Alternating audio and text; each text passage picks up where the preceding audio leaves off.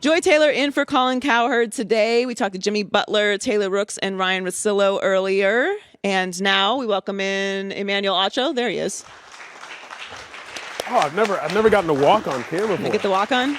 It's very exciting. It is. Thank you for joining me. What's up, Joy? What's up? Another day in paradise, you know? Yeah, another day talking about what Aaron Rodgers is going to do.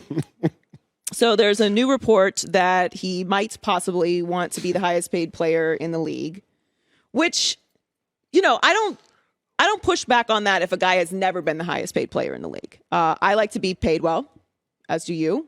Most people like to be paid for what they do, especially if you are one of like 7 guys on earth that can do what you do.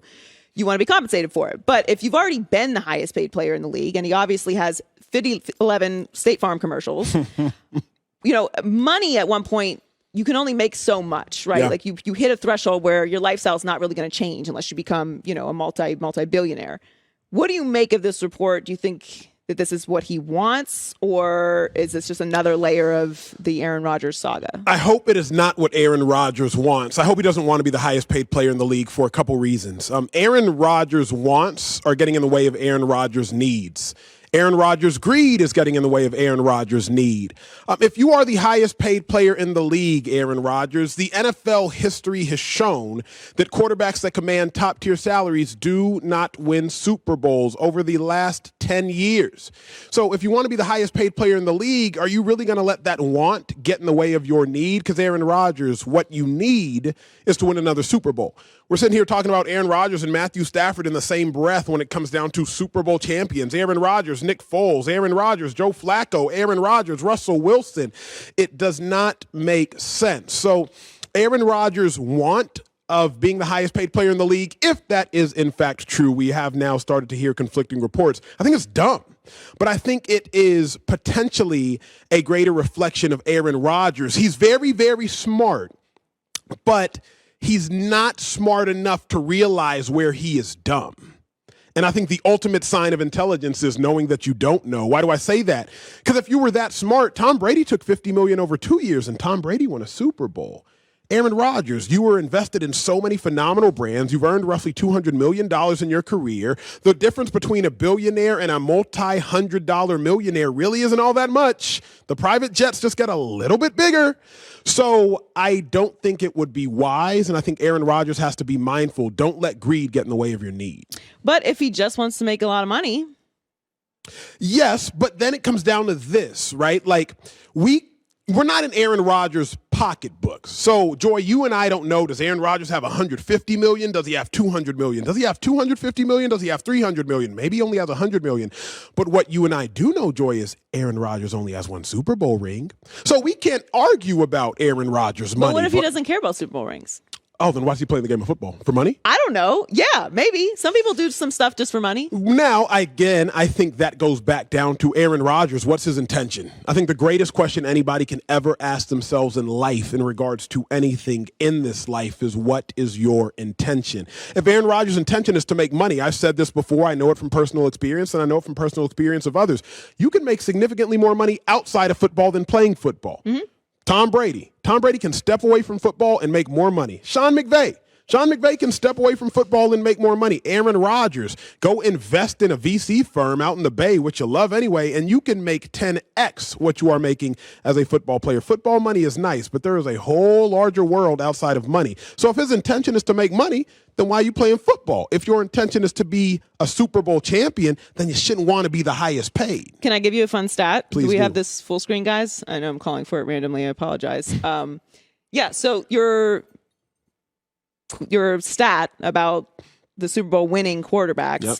If your cap hits is over 12.4%, since 2011, you're not winning a Super Bowl. The highest is 12.3, and that was Brady in 2020. Brady 12.2 in 2018. Peyton Manning 11.7 2015. So yeah, you're not winning a Super Bowl if your cap hit is that high. And it's 22% now. So yep. I don't know. I don't know how much this is, we're all trying to find our way through the Aaron Rodgers maze, and I get it. We're all on the puppet strings right now. This is what we do. We're all at his mercy. But I think it's actually more beneficial for him to leave Green Bay at this point for multiple reasons. One, I think we've seen the story. So selfishly, like, I want to talk about something else. I've seen the story with Green Bay. The roster's not going to be the same. Forget what Aaron Rodgers may or may not want in money. They're up against the cap anyway. So this roster is going to be significantly different. They're strapped.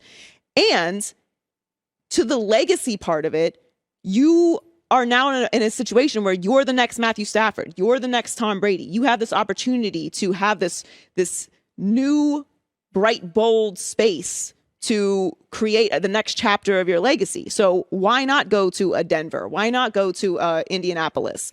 There are opportunities out there. I don't think San Francisco is going to do this, honestly, but I don't know. You take that call, I guess. If I were Aaron Rodgers, I would leave Green Bay. And I would leave Green Bay for several reasons, two of which you just mentioned. The model for winning Super Bowls appears to have changed. In LA, I believe it's 2035. You and I may have had this discussion. By 2035, you must drive an electric car. You must drive an electric vehicle. Joy Taylor, Marcellus Wiley, they are ahead of Emmanuel Acho. They've already invested. What does that mean? That means that the way in which we now have to live with transportation is changing. In the same breath, the way in which you acquire Super Bowls appears to be changing. The Tampa Bay Buccaneers, they acquired a Super Bowl by acquiring Tom Brady, Antonio Brown, Rob Gronkowski, Leonard Fournette. Now, the old way to win Super Bowls, you draft and you develop talent. Old school Patriots. You got Teddy Bruschi, Willie McGinnis, Tom Brady, Richard Seymour, Vince Wilfork, Ty Law. You draft, you develop talent. Baltimore Ravens, Ray Lewis, Ed Reed, T. Sizzle, Terrell Suggs. You draft and you develop talent. Nowadays, ain't no draft and develop. You just acquire it real quick and see if you can win a championship. Tampa Bay Buccaneers, the Los Angeles Rams, Odell Beckham, Von Miller, Matthew Stafford. Those were the dominant players in the Super Bowl. Obviously, you had Aaron Donald. Jalen Ramsey did not play his best game. So if I am Aaron Rodgers, get out of Green Bay. Follow the new school model, a.k.a. electric vehicles. Follow the new school model and see if you can go win a chip. You've seen other guys who are less talented than you do it. Matthew Stafford is not as talented as Aaron Rodgers. Tom Brady, just as far as individual talent, is not as talented as Aaron Rodgers. So why not Aaron Rodgers? So speaking of Tom Brady, and you mentioned earlier, what is your intention? I think Tom Brady is an incredibly intentional person. Everything he's done in his career has been intentional, down to not eating strawberries and he doesn't tomatoes. Eat strawberries? Yeah, he doesn't eat strawberries. There's like some kind of inflammation thing. I think it's tomatoes I had too. Strawberries this morning. Okay. Yeah, I had some last night. I don't know. I'm not as committed. Early. I don't know. But he is an intentional person. Yeah. So I think that this idea that he is going to just flip and come back is nonsense. Not that you shouldn't leave the door open, because speaking in absolutes is not smart. But he's an intentional guy. He didn't make this decision on a whim.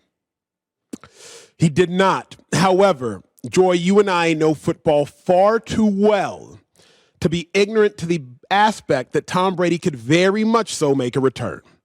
Why do I say so? And I don't think that he will, but if the opportunity presented itself, San Francisco 49ers, where you have a team that is capable of winning right now, a roster that can win right now in a state in which you want to live, in a city in which you want to play, do you at least consider it? Now, the Bucs still own the rights, but Tom Brady is Tom Brady. ABA, let's make a quick trade. Shoot me over to San Fran. Let's see what we can do.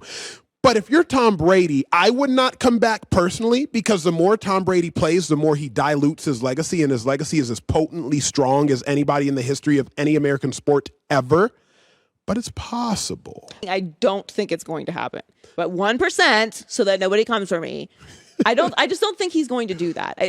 And for the legacy part of it, what you mentioned, like, he has a cemented legacy. He is Tom Brady. Him coming back to me would be kind of disappointing. Let me say Plus, this. also, I've mourned him. Hi, everybody. Thanks for watching. Subscribe here to get the latest from the show. Also, be sure to check out more of the best clips from The Herd, or go watch a few segments from other shows on FS1.